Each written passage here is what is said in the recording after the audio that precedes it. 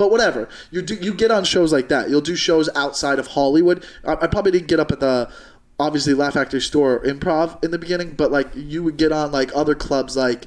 There's like the Madhouse in San Diego. So you were in club rooms when you first started, maybe for like 20 people, because there's like these shows you can get on and you find out a joke works and you learn a little bit, but you still don't learn how to build a routine until you start doing the road a lot. Mm-hmm. So even with Bobby, that was a big show. He's like San Diego. So that was exciting, sold out. And it was 2012 New Year's Eve, and first show I go up and I bomb straight for 10 minutes.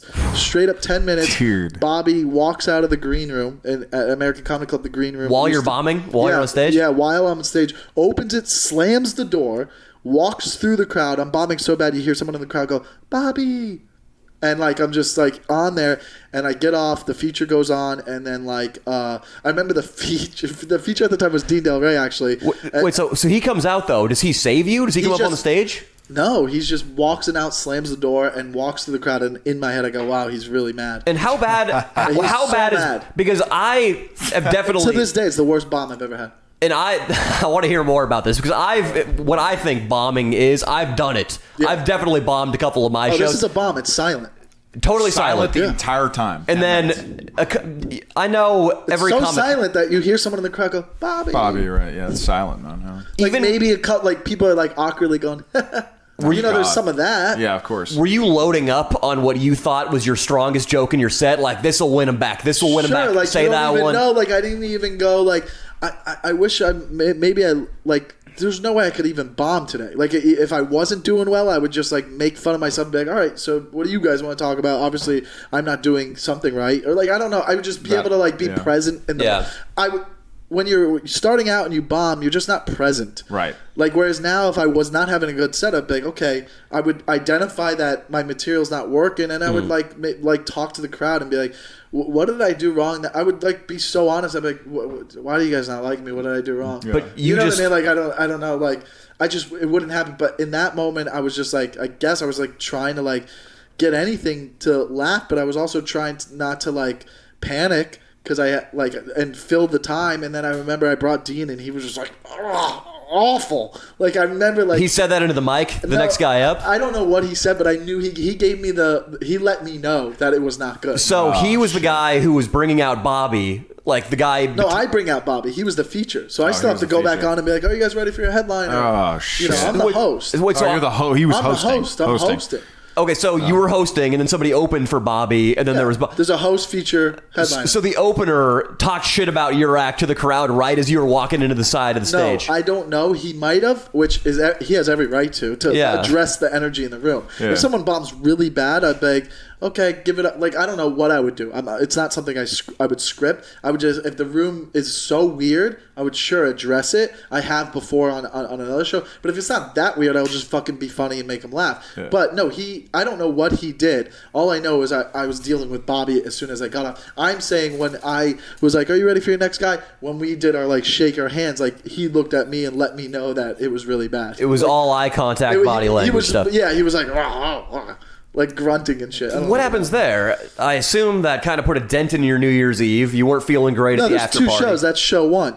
So I get off stage. Bobby's like, you fucking yelling at me. He's legitimately yelling at you? Oh yeah, he's like people paid $100 fucking.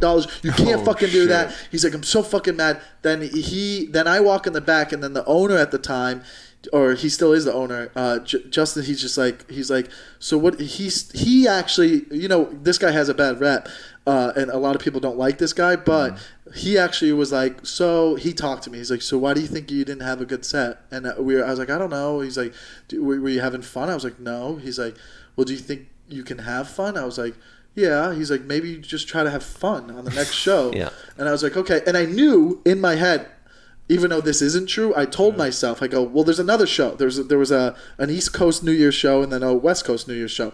And I knew, I was like, in my head, I was like, if I don't have a good set on the next show, I'm done. Like, I'm going to have to move home. That's what I was telling myself. I was like, oh, I'm done. My career's done. Bobby's going to go tell everybody. That's what I was getting at. That's the kind of shit I wanted to hear about. So I was in my head, and I was like, oh, I'm fucked. Like, I have to have a good set. Like, I have to, like, figure out what to do on the next show and, like, Justin, he was just like, just like have fun. I think just relax and like, I don't know what happened to this day. I'm trying to think like why, whatever. Maybe the first joke didn't work and I kept going.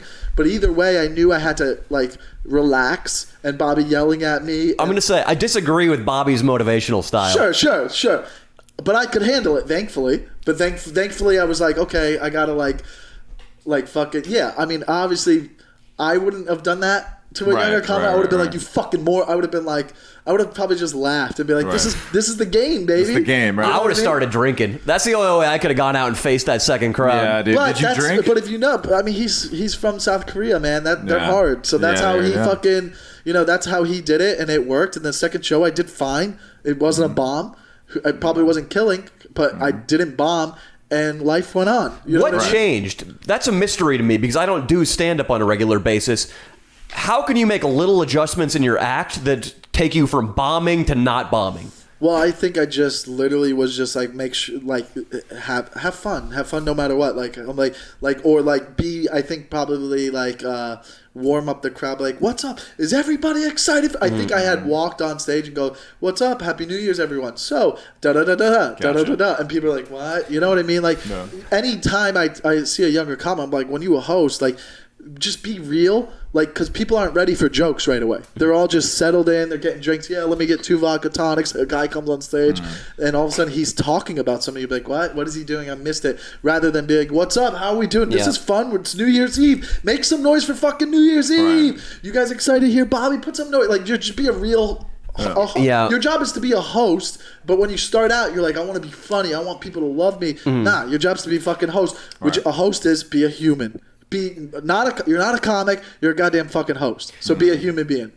One of the lessons my improv, I take a lot of improv. One of the things he taught us, one of the first days of classes, is that the audience hates a nervous, tense performer. They can sense it. It's like watching a news anchor who's stuttering, who's misreading lines off the prompter. You want to watch through your fingers. You feel so bad for the guy. When you feel the same thing for a stand-up comic, you're feeling bad for him. You want him to get off the stage, and in that mood, you can't laugh. Yeah. So that's one of the things we learn in stand-up one of the things I learned in improv is that when you're getting a suggestion from the crowd, keep your chin up, just eye them down, and just have your hands limp at your sides. Yeah. My instructor always talks about Will Ferrell. Will Ferrell would just mean mug the crowd when he was getting suggestions. That's how he conveyed confidence. That's how the crowd knew he was in control, and he was training them to laugh. When you come out there a little limp-wristed bitch like Austin would be if he did stand-up, the crowd's going to eat you alive. Yeah, I mean, the part of it is, I mean... Trying to keep him involved. Energy is a real thing. I mean, that's one thing about life, not to go deep, but like, I don't know what happens when you die, but I know energy is a real thing. Energy leaves you, but so you could walk in a room, not even stand up. Like you could be in a room with a bunch of people and just be like, it's weird or something like that. That's a real thing. So like, even if something is weird, like if a crowd's weird and I'm doing a show and people are like, the crowd's weird or energy, like it's hard because sometimes you'll see comics come on stage and be like, oh, what's up with you guys today? I hear you fucking be weird. Or some people will be like, I don't give a fuck. I'm going to do my shit. And like, and then sometimes they adjust to that. They're like, oh, this guy gets it. He's having a fun time. Or, somebody could be like, oh, you fucking, like Bill Burr, big, you fucking little bitches. Why are you guys being fucking all weird and shit? Because I'm up here talking about how women should get paid right. You know what I mean? Like, whatever. And then they're laughing at themselves for, like, whatever. Energy's a real thing. It's just, like, how to deal with it is there's no rules. It's just, you can't, even in improv, you can't, like, some nights there's just a weird energy. Like, you know what I mean? Like, after Kobe died, there was a weird energy in the area. Like, you can't hide that. Yeah, I'm sure it was weird doing shows right after that happened. Yeah, it was like people didn't bring it up, but like after anything, like even after this, when it comes back, you can't go on stage and just start doing stand-up and not bring it up. Like, unfortunately, everybody's going to talk about it, so it's going to be redundant, but you have to. I have to go on stage and talk about what my life was for the last 3 months. You know what I mean? Like, regardless, it's going to be fucking hacky and annoying, but everybody who is going to have to talk about Corona. Yeah. How do you not? I think keep maintaining that haircut so you can take off your hat and at least get a sight gag from the audience. Well, I mean, I don't know if that will help me. Sight gag. Yeah, a little sight gag. Get a quick chuckle. I think the time I can do stand-up, it will be growing back. So Do you, I'm saying maintain it. Just keep fucking working on it. I'd rather have your hair. oh, well. Mine? I'm wearing this hood because Yeah, it's he's so long and He's got a unkempt. nice mullet, dude, going. It's I nice. do have a mullet because somebody's sister couldn't come over and give me a little trim. I'm sorry. Hey, So- that ain't my fault. So